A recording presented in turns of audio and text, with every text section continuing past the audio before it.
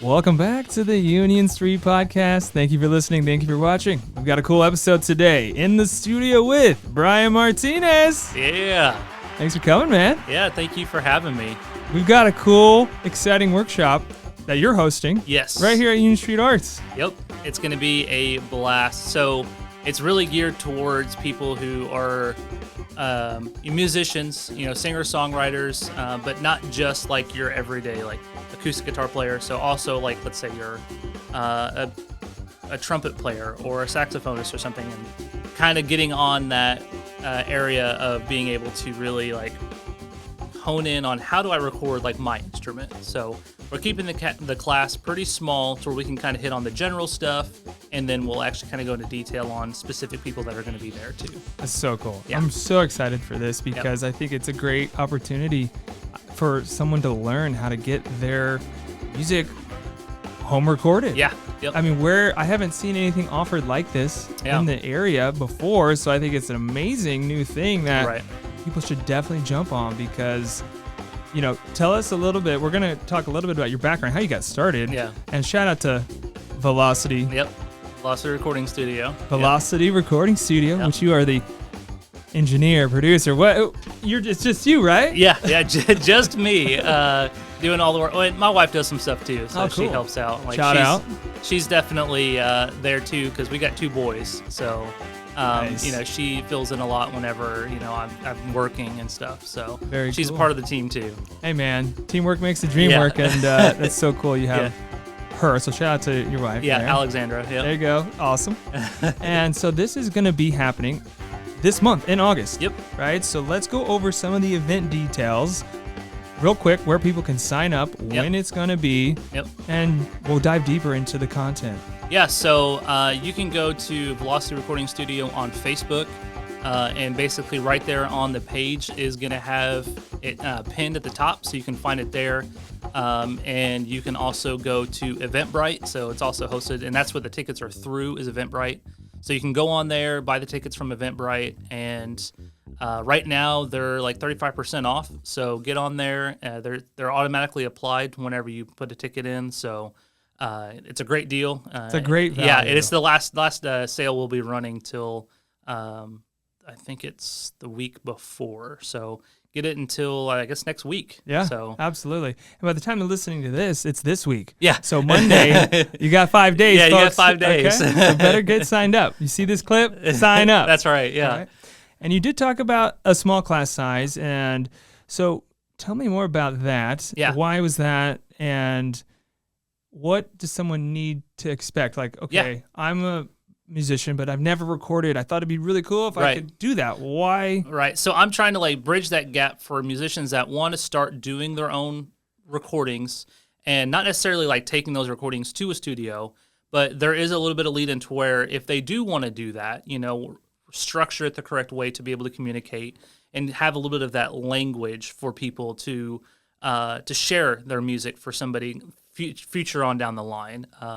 But also to just kind of step up from just having their phone and recording off their iPhone, basically. So something that's going to be able to kind of be in that middle, like just kind of teaching them the basics to where, maybe they get a little interface, describing what an interface is, because some people don't even know what that is or what it does. Totally. And being able to show them some techniques to, like, hey, I'm going to play piano and do vocals, and it may not be 100%, but it's their song or their cover. They've got it, and hey, now they know how to make it sound good, throw it on YouTube or throw it on Spotify or Apple Music or however they want to do it, and, have that accomplishment, because I know as a musician and a songwriter, like that feels good to have that song finished. And, in our heads, it's never going to be perfect. But whenever we get it out there and it's just that it's a good feeling, and being able to help people bridge that gap is kind of one of the big goals. That's awesome. That's incredible. And it's important too, because like I mentioned earlier,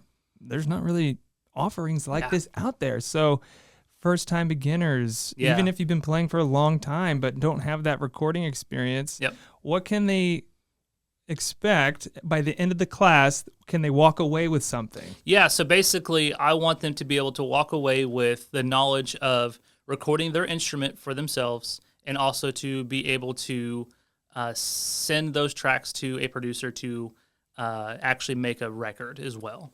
So that's kind of the two goals there. So anybody that doesn't know, we can get into the weeds now with some more of this audio stuff too, because there is, the DAW, right? Yep. Audio interfaces. There's going to be some definitions that people will be going through, but definitely some terminology. There's, correct me if I'm wrong here, but typically a musician will record a demo or some sort of tracks, right? Then send it to a producer, right? That would then finish the tracks, make it sound polished and add good, which is something that you provide, right? Yes, that's what we do at the studio.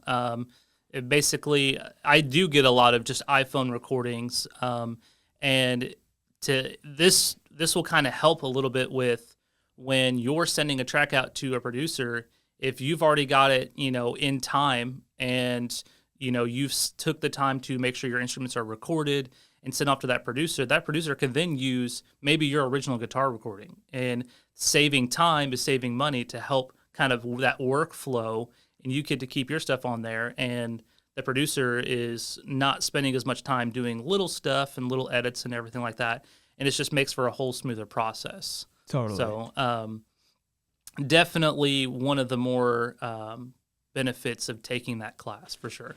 Absolutely. And we've mentioned Velocity Recording Studio a few times, but tell me more about that. How does it start? What services do you provide? Yeah. And tell me more. So basically, if I had to go back to when it started, was back in probably junior high school. Oh, wow. It's been a while, man. Yeah. So it was a lot of I was the drummer of bands, and so I was playing drums, and the drummer always just became the technical guy because you're sitting down, I guess. I don't know. So you had time to play with the mixer back there, and so that kind of got me started in the sound reinforcement game. Sure. I guess you could put it. And so from the drums, I also started playing guitar and just took on different instruments at the same time.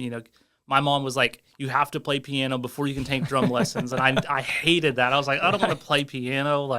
But she did. She made me play piano. And so I'm kind of thankful for that because that definitely paid off later on down the road. So totally. Anyway, so we did the piano, and I was doing a lot of technical stuff for bands. And so live sound kind of was really the get-go. I started there with live sound and started doing sound in churches. I was part of a church band. We'd travel around, and that was a lot of experience of the church band didn't really have its own sound system. So they would go to different churches and use their sound system. But as I'm sure maybe you know or don't know, but a lot of churches, their sound systems aren't always top notch. Sure. Some are, and it's great. But, we're also playing gigs where they're not top notch. And so you're sitting there trying to problem solve on the fly, an hour before the show, So that kind of was a lot of cutthroat and getting my teeth and, getting my teeth. But, cutting your teeth. Cutting my right? teeth. There we go. I'll put it together. So, that kind of started. And I started really digging into songwriting and, my own kind of thing I wanted to start playing out myself. And so I started to study more, studied songs more and started to really dig into that. And that's where the recording process started to kind of pick up in me. And I was like, oh, I really like this. And learning about all the different microphones and pickup patterns and mic positioning. And that started to speak to me. And I started to get really big into electronics already, circuits and everything. And so those started to kind of form together, and I'm like, I think I kind of like this path a little bit. And so I ended up spending some money and took some online courses for audio engineering. And so that kind of became the basis of starting everything and just self-studying on my own and research and buying lots of books. And COVID happened, so that kind of gave me time. My day job, I switched to second shift, and so I was doing janitorial work, which was really nice. But it gave me tons of free time to be able to study, and that's what I did, honestly, in my free time, was I just studied as much as I could and started, asking around people hey, can I record your stuff? I'm not going to charge anything. Just let me get in there, record your stuff. And because I was doing live sound, I kind of already had the concept and started putting the studying and the knowledge that I had already gained into work, into practice. and kept doing it, and people were happy with the results. From like, hey, this actually sounds really good, and it was free. You know? Wow. So what a deal. Yeah, exactly. So hey, but you got started there. Yeah. And got, experience. You took that knowledge, that pursuit that you were on and applied it. And here we go. Yeah. Yeah. So that's awesome. It's been an awesome journey. And I would still say that I'm a student every day. Like, I don't think you ever stop learning.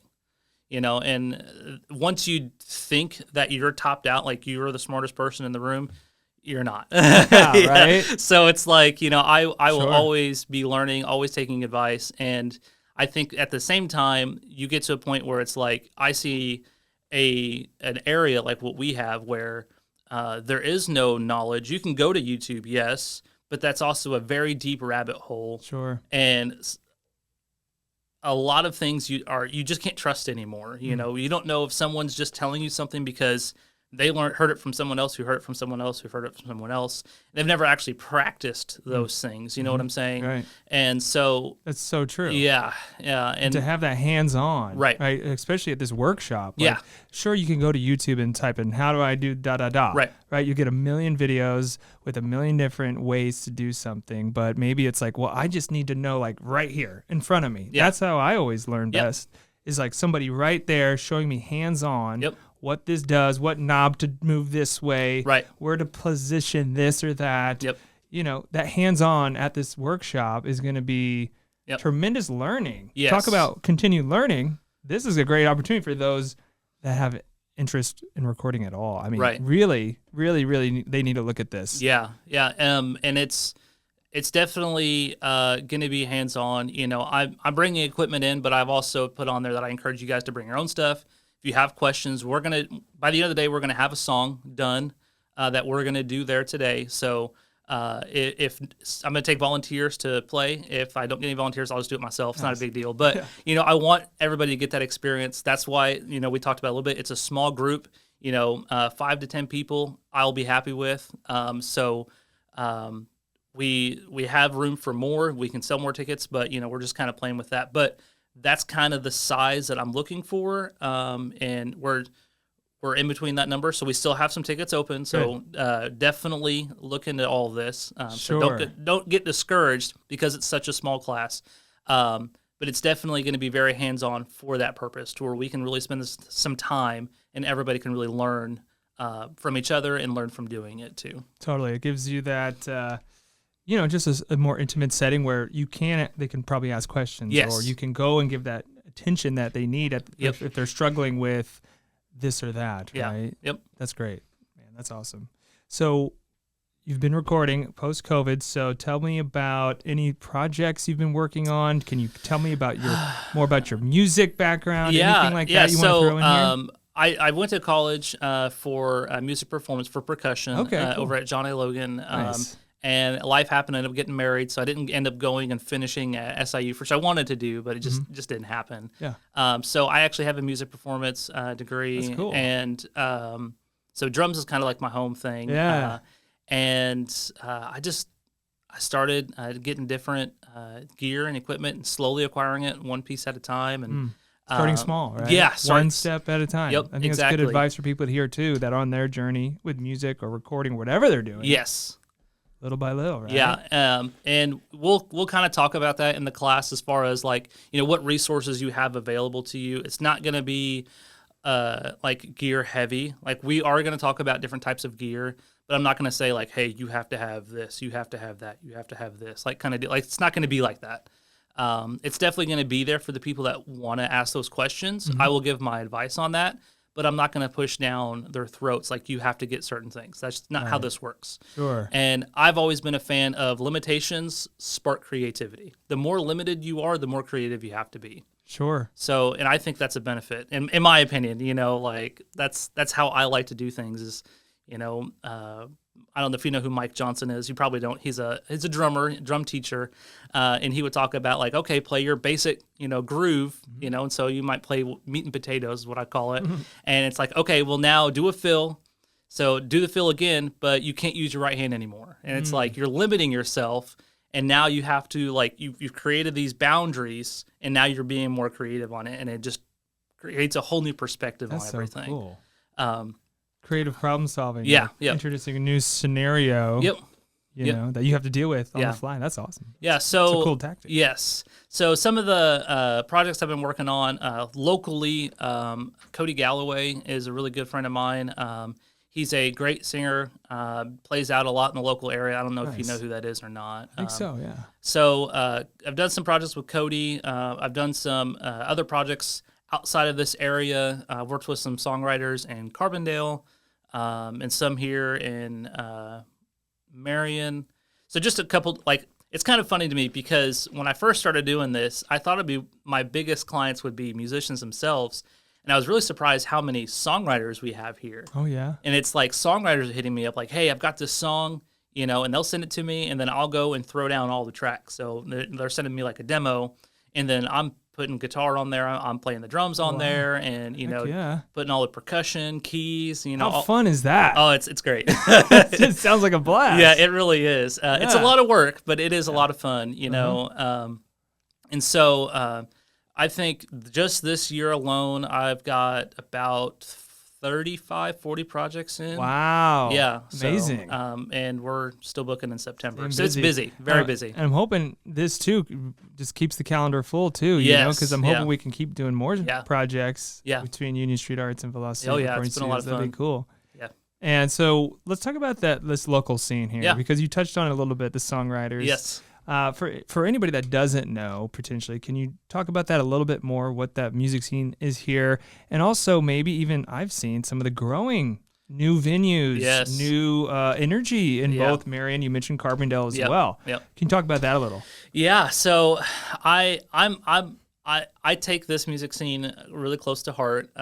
Whenever I was a teenager, I used to go to a place called Hits. I don't know if you remember that. Oh, yeah, in Heron. Yes, of course. So Shout out. I think that was like the beginning of like our age group, you know, 30 to 40s. We started like every like Friday or even Saturday night. We would go there. It didn't care who was playing. We would just go, and it was the place to hang out, and there was music, and that kind of like was the beginning, I think, of what we're seeing now, especially in this area. And, you know, a lot more of like that punk rocker kind of stuff. Cause I think before, like in like the early 2000s, most of what we had around here was a lot of country players, you know, playing in bars. There's nothing wrong with that. Sure.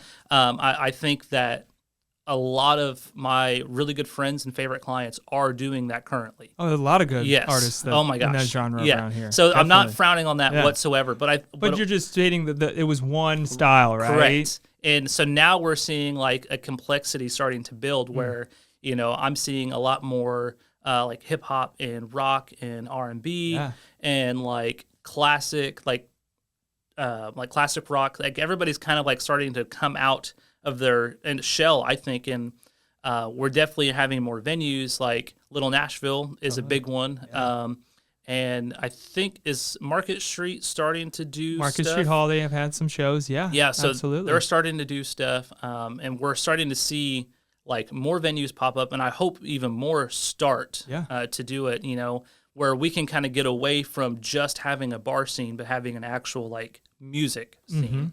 You know.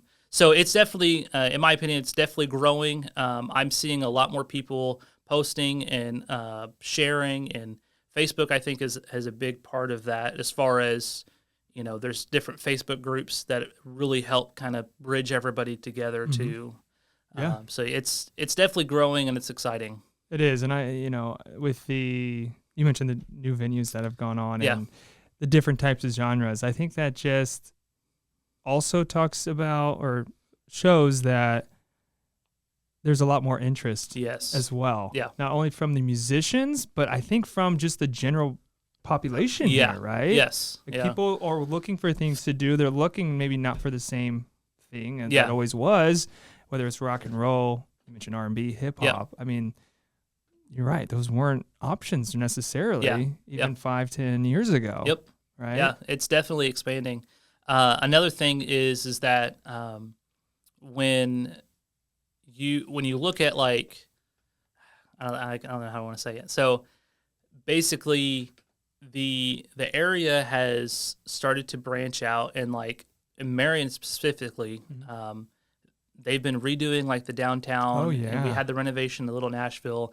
I think that's created some excitement, and the leadership in Marion has really kind of helped hone the arts. And I think you know a lot about that too. Sure. And it's like that focus is there for people in their free time, and it's like the opportunity is there for the music scene. Like, Marion's putting in a lot of money on recreational camping, like all the stuff that Harley Davidson's doing. Oh, yeah. And so much new development. So much right new now. development. And it's like, okay, everybody is stepping up their game. The music scene needs to fill in too. Totally. Like, that needs to be brought up and stepped in. Like, we can't forget about that. Like, our responsibility to kind of step up as well. And so, that's one of the things that I really like to see. And, I try and help and promote like anybody in this area that's doing music or creating venues. We're about to have a new one pop up where the old City Hall used to be. Yeah. That's going to be cool too. The brewery's coming. Yes. I'm so excited about that. Yes. I almost forgot about it. I was like, oh yeah, Chris, that's right. Yeah. I can't forget about Chris. Totally. Route 51, they've yeah. got that successful venue, and they're bringing, if you don't know, a new brewery to Yes. downtown, which is Marion's first and only brewery. Yeah.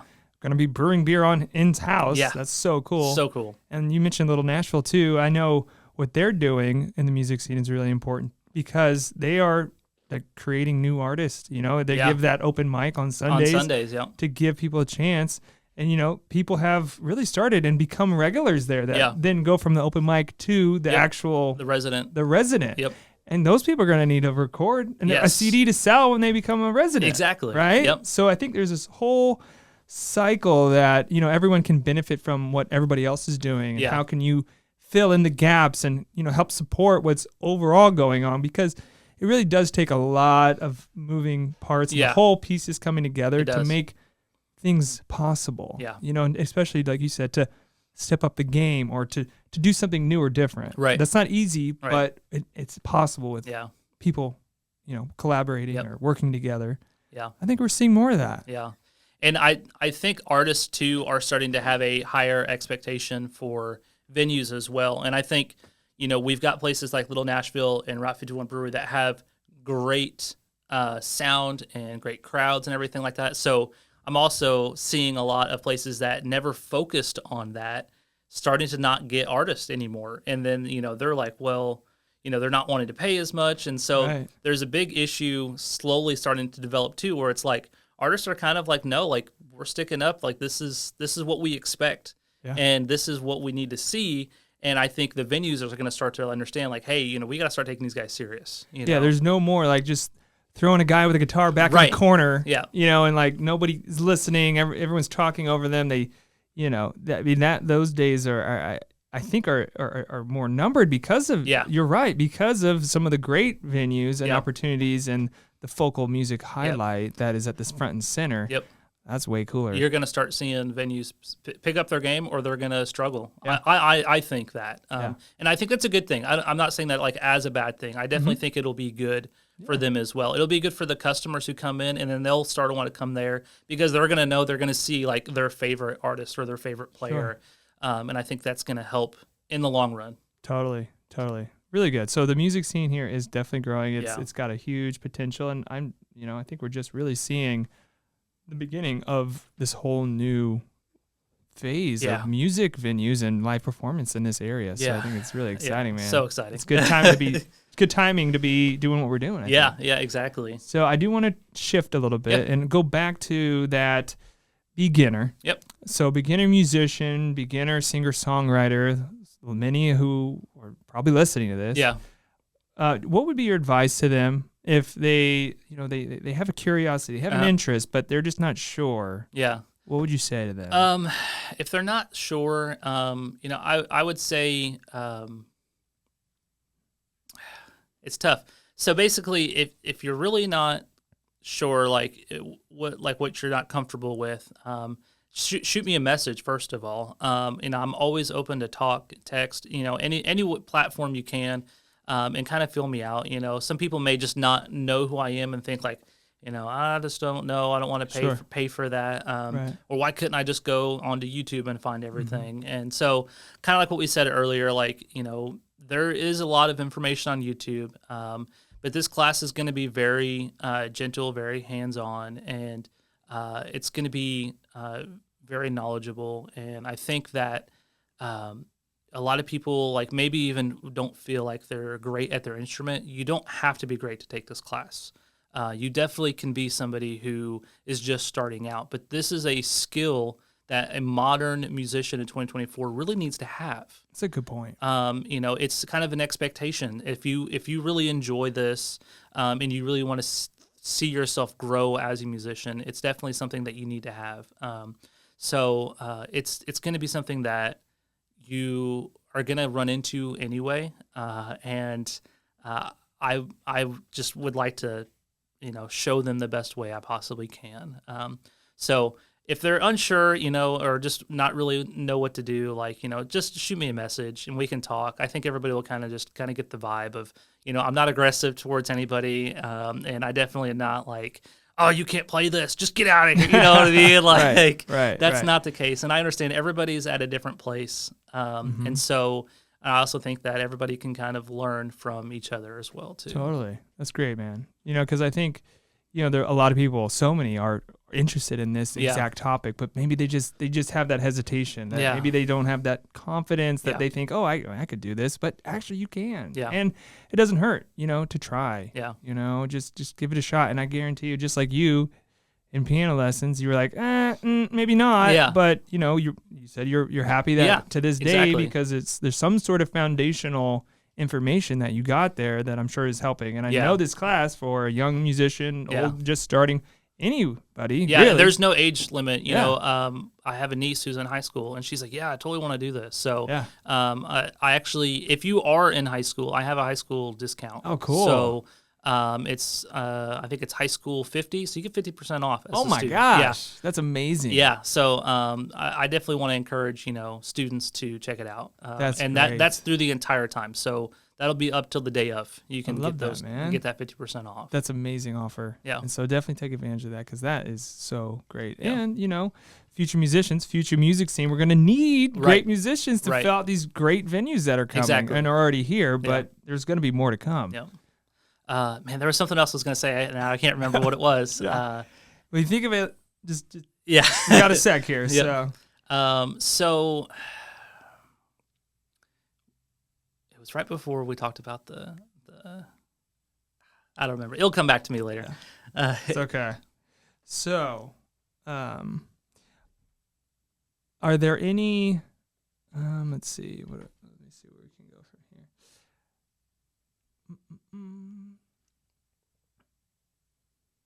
So we could do a recap, but I want to just make sure we hit all this stuff.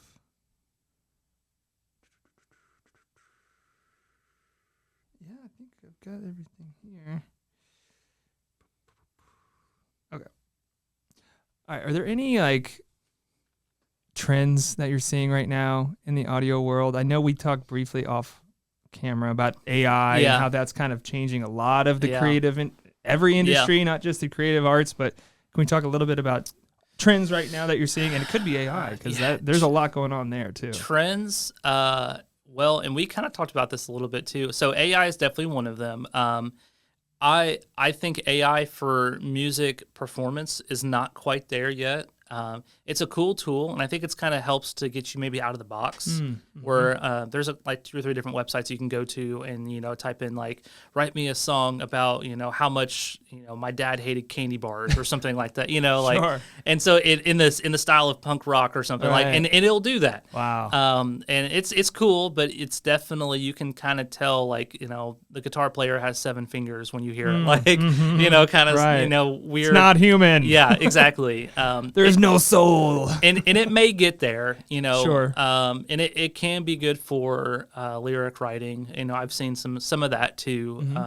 But I think it's good for inspiration and ideas of getting out of the box. Yeah. So that's kind of a trend that I've been seeing is more AI stuff. Another trend, especially for the audio, is we talked about just a little bit was the gear thing, getting really caught up in gear. Right. That's a big trend that I try and just tell people you don't have to have great stuff. You know, I started with a $60 microphone and like a $60 interface. That was $120. Yeah. You know, is really the price of entry. You could probably get less if you bought it used. You know, sure. like, yeah.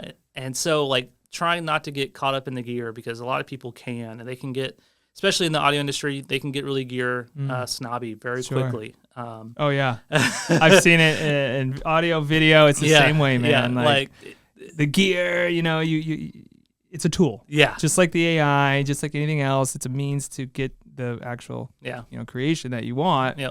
But it's not, you know, the end all be all. You really can start with just a mic, an interface, or a camera, you know, a iPhone. Yeah. Even then, you know, bare bones, right? But at least you're starting. You're getting something going. Yeah.